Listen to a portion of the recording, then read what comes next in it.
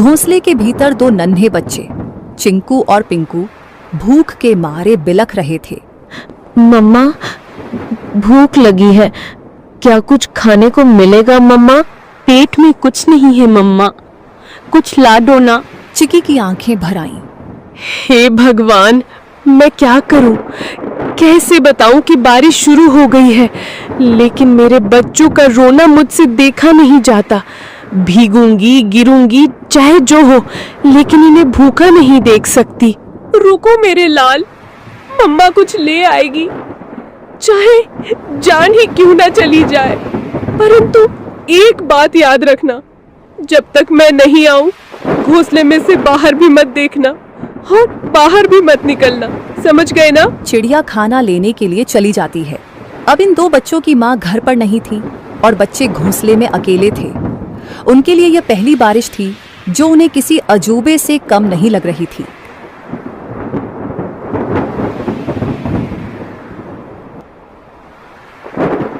चिंकू बार बार गर्दन बाहर निकालकर देख रहा था। अरे ओ पिंकू, सुन रे, ये क्या चीज ऊपर से टपक टपक गिर रही है? कोई रो रहा है क्या? पिंकू घोंसले के कोने में दुबक कर बैठा था। अबे मूर्ख, रोने की आवाज नहीं है ये, बारिश है बारिश, आसमान बरस रहा है। पर ये आवाज कितनी डरावनी है। और पानी, इतना सारा पानी कहाँ से आता है रे? मत देख बाहर, मम्मा ने कहा था बिजली चमकी तो घोंसले समेत भस्म हो जाओगे। चिंकू सहम गया। हवा के साथ पानी की बौछारें घोंसले तक पहुंचने लगी थी। दोनों भीगने लगे। मम्मा कब आएगी पिंकू? भूख लग रही है यार, और डर भी। पिंकू कुछ नहीं बोला। उसकी आंखों में चिंता थी। मम्मा ने कहा था कि अगर मैं देर से लौटूं तो घबराना मत, चुपचाप बैठे रहना। डर से बड़ा कोई शिकारी नहीं होता।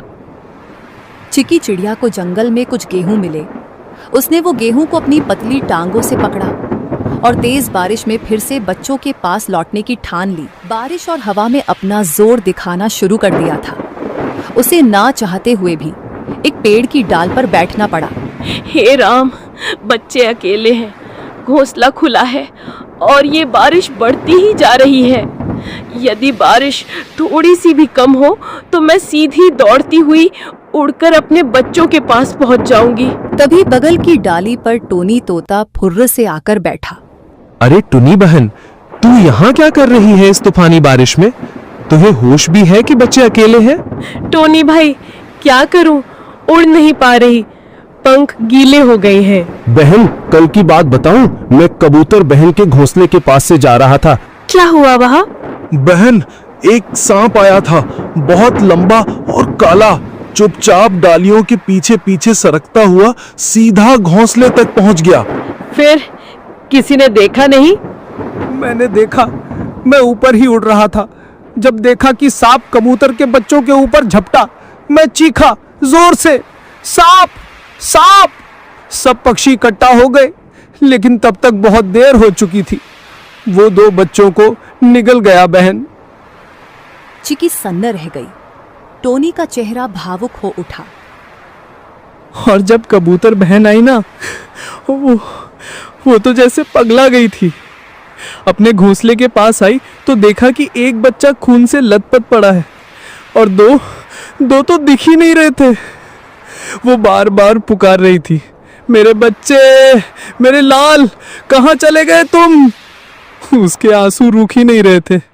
अपने बचे हुए एक बच्चे को उसने पंखों में दबा लिया और फिर चुपचाप बैठ गई, जैसे दुनिया ही खत्म हो गई हो उसकी। मैं बता नहीं सकता कितना दर्द था उस माँ की आंखों में। टुनी की आंखें भर आईं। टोनी बोला, तू समझ रही है ना बहन, ये बारिश सिर्फ पानी नहीं लाती, भूख से तड़पते शिकारी भी लाती है। जल्दी निकल, पेड़ों की आड़ लेकर जा, मत रुक अब। चिकी चिड़िया उड़ती है और अपने घर की ओर जाती है। बारिश चल रही थी, लेकिन अंधेरा गहरा था और ठंडी हवा अब भी तीर की तरह चल रही थी। बस कुछ ही दूर और चिंकू पिंकू मेरा इंतजार कर रहे होंगे। तभी सामने से दो काली परछाई आई। ओए चिड़िया रानी, कहाँ चली बारिश में? चिकी चौंक गई। सामने दो शिकारी पक्षी रास्ता रोककर खड़े थे। आज तो किस्मत चमकी है, बारिश में भी नसीब ने हमें गरम गरम चिड़िया भेजी है। आज हम चिड़िया तुझे खा जाएंगे। अब चिकी चिड़िया के सामने यह नई मुसीबत आई थी। चिड़िया ने सोचा, इस बार मैं नहीं बच सकती, क्योंकि आज दोनों दरिंदे बदमाश इकट्ठा होकर आए हैं। मुझे आज बल से नहीं परंतु दिमाग से काम लेना होगा। उसके दिमाग में एक आइडिया आया, जब दुश्मन को हराना हो तो उनमें फूट डालो, जिसे दुश्मन की ताकत आदि हो जाती है।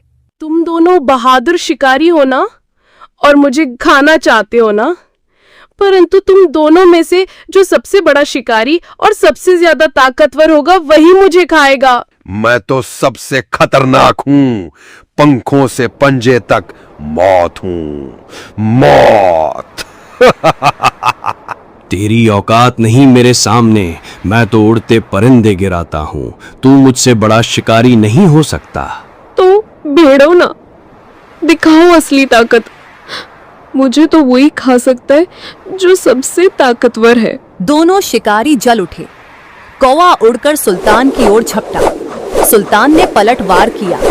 सबसे पहले मैं तुझे खाऊंगा, फिर इस चिड़िया को। तू खा नहीं पाएगा कालू। दोनों एक दूसरे को नोचते हुए हवा में झगड़ते हुए नीचे गिर पड़े। दोनों की हालत खराब हो गई और बेहोश हो गए। चिकी इसी मौके का फायदा उठाते हुए चुपचाप वहां से जल्दी उड़ते हुए निकल गई। उसके मन में एक ही बात थी, बच्चों तक पहुंचना है, बस अब देर नहीं। चिंकू और पिंकू कांपते हुए बैठे थे। बारिश अब थम चुकी थी, लेकिन डर अब भी घोंसले में था। तभी हवा में एक जानी पहचानी गंध आई। चिंकू, मेरे पिंकू, मैं लौट आई। मम्मा, हम कब से राह देख रहे थे कि आप कब आएंगी। मेरे लाल, तुम दोनों ठीक हो ना? डर तो नहीं लगा? बहुत डर लगा मम्मा, बिजली भी चमक रही थी। चिंकू बार बार बाहर देख रहा था, मैं तो कह रहा था ना जल जाएगा। बेटा, कभी कभी डर जरूरी होता है, लेकिन बहादुरी ये है कि डर के बाद भी टिके रहो। तुम दोनों ने बहादुरी दिखाई। पंखों में छुपाए हुए गेहूं को निकालकर मजेदार खाना बनाया और बच्चों को दिया। बच्चों ने भूख के कारण खाना खा लिया। अगली सुबह बारिश तो रुक चुकी थी, लेकिन घोंसले में सन्नाटा था।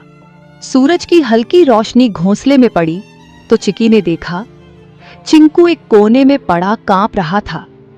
उसकी आंखें आधी खुली थी और शरीर तप रहा था। चिंकू, ओ बेटा, क्या हुआ तुम्हें? मम्मा, बहुत गर्मी लग रही है, पूरा बदन जल रहा है। हे भगवान, बुखार इतनी तेज, अब मैं क्या करूं? मम्मा, चिंकू को क्या हो गया? ये तो बोल भी नहीं पा रहा है ठीक से। चिकी ने खुद को संभालने की कोशिश की, लेकिन उसकी आंखों में आंसू भर आए। तू ठीक हो जाएगा बेटा, मम्मा यही है, कुछ करेगी, कुछ जरूर करेगी। उसने चिंकू को अपने पंखों में लपेट लिया। दिन भर वो उसके पास बैठी रही, चिंकू को साल भी दे दी। अगली सुबह जैसे ही सूरज निकला, टुनी को पिंकू की हल्की खांसी सुनाई दी।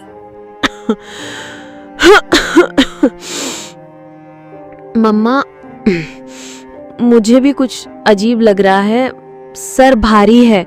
नहीं, अब तू भी? ये क्या हो रहा है मेरे बच्चों को? हे भगवान, मैंने कौन सा पाप किया?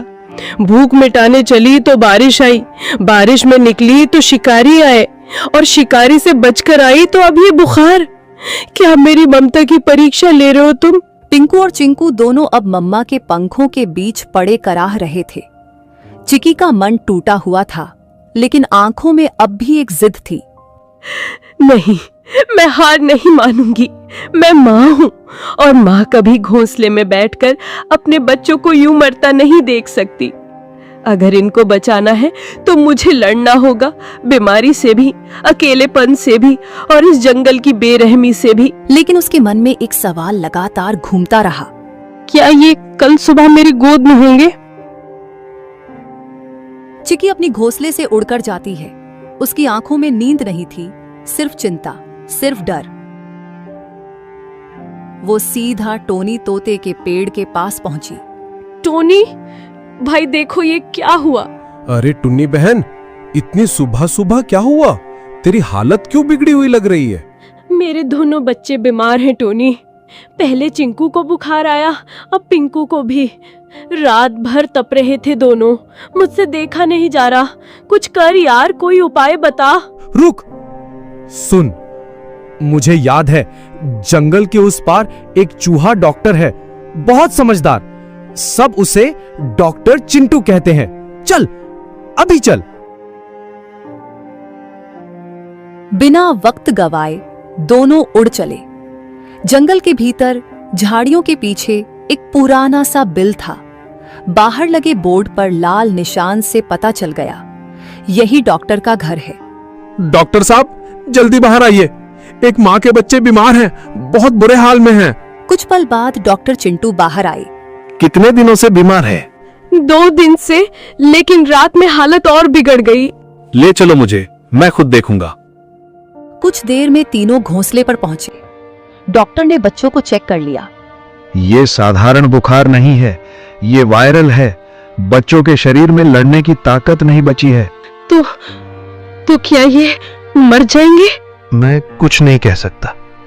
मैं दवा दूंगा, अगर ऊपर वाले ने चाहा तो बच जाएंगे, पर मैं कोई गारंटी नहीं देता। तुम तो डॉक्टर हो, तुम्हारे पास उम्मीद होनी चाहिए। मैं दवा दे सकता हूं बहन, चमत्कार नहीं। जब शरीर साथ नहीं देता तो दवा भी हार जाती है। अब ये तेरी ममता और भगवान की मर्जी पर है। चिकी जानती थी अब उसके हाथ में कुछ नहीं बचा था। वो निकल पड़ी एक उम्मीद में। वो जा रही थी उस पेड़ की ओर जो जंगल के बीचों बीच सबसे ऊंचा था, एक ऐसा स्थान जिसे पक्षी शांत शिखर कहते थे। वहां कोई शिकारी नहीं आता, न चीलें बैठती हैं, न कौवे मंडराते। ये कोई आम डाल नहीं थी, ये वो जगह थी जहां आकाश और आत्मा एक हो जाते हैं, जहां हर पत्ता, हर हवा, हर किरण साक्षात ब्रह्मांड की भाषा बोलती है। चिकी वहां पहुंची, कांपती, थकी हुई, लेकिन जिंदा उम्मीद से भरी हुई। उसने आंखें बंद की और गहराई से सांस ली। हे ब्रह्मांड, मैं तुझसे मांगने नहीं आई, मैं तेरे आगे झोली नहीं फैला रही, मैं तुझसे लड़ने आई हूं अपने बच्चों के लिए। उसकी आवाज जंगल में गूंज उठी। मैं एक चिड़िया हूं, हाँ मामूली, पर मेरी ममता मामूली नहीं। तूने मुझे पंख दिए हैं, लेकिन आज मैं उनसे आसमान नहीं, तुझसे जवाब मांग रही हूं। क्यों मेरे बच्चों को तूने इस बुखार की आग में झोंका? तू ही बता। उसने आकाश की ओर देखा। उसका शरीर कांप रहा था, लेकिन उसकी आवाज पत्थर तोड़ देने वाली थी। तू सब देखता है ना, तो देख देख मेरे बच्चों की तड़प। अगर तेरे नियमों में न्याय बाकी है, अगर इस जंगल में जीवन के लिए कोई जगह है, तो मेरे बच्चों को लौटा दे, वरना इस शांत शिखर से एक मरे हुए माँ की चीख उठेगी जो पीढ़ियों तक गूंजेगी। बाद उसने आंखें बंद की और गहराई से सांस ली। हे ब्रह्मांड, मैं तुझसे मांगने नहीं आई, मैं तेरे आगे झोली नहीं फैला रही, मैं तुझसे लड़ने आई हूं अपने बच्चों के लिए। उसकी आवाज जंगल में गूंज उठी। मैं एक चिड़िया हूं, हाँ मामूली, पर मेरी ममता मामूली नहीं। तूने मुझे पंख दिए हैं, लेकिन आज मैं उनसे आसमान नहीं, तुझसे जवाब मांग रही हूं। क्यों मेरे बच्चों को तूने इस बुखार की आग में झोंका? तू ही बता। उसने आकाश की ओर देखा। उसका शरीर कांप रहा था, लेकिन उसकी आवाज पत्थर तोड़ देने वाली थी। तू सब देखता है ना, तो देख देख मेरे बच्चों की तड़प। अगर तेरे नियमों में न्याय बाकी है, अगर इस जंगल में जीवन के लिए कोई जगह है, तो मेरे बच्चों को लौटा दे, वरना इस शांत शिखर से एक मरे हुए माँ की चीख उठेगी जो पीढ़ियों तक गूंजेगी। बाद में चिकी जिस पेड़ पर बैठी हुई थी, वह पेड़ बोलने लगा। जाओ, अब देखो। वो उड़कर घोंसले की ओर लौटी। उसका दिल डूब रहा था, लेकिन उस डूब में एक अजीब सी शांति थी। जैसे प्रकृति ने जवाब दे दिया हो। जैसे ही उसने घोंसले में कदम रखा, वैसे चिंकू बोला, मम्मा पानी देना, मेरे होठ सूख गए हैं। चिकी खुश हो गई। अब उसके बच्चे बीमार नहीं थे। मेरे लाल, तुमने जवाब दे दिया, तुमने मेरी पुकार सुन ली। धन्यवाद है इस ब्रह्मांड का कि ऊपर वाले मैं तुझे धन्यवाद देती हूँ जो तूने मेरे बच्चों को मुझे लौटा दिया। अगली सुबह दोनों बच्चे घोंसले के किनारे खड़े थे। आंखें चमक रही थीं, चोंच में ताकत लौट आई थी। चिंकू बोला, अब हम उड़ना सीखेंगे मम्मा। तुम दोनों बारिश से बचे, वायरल इन्फेक्शन वाले बुखार से बचे।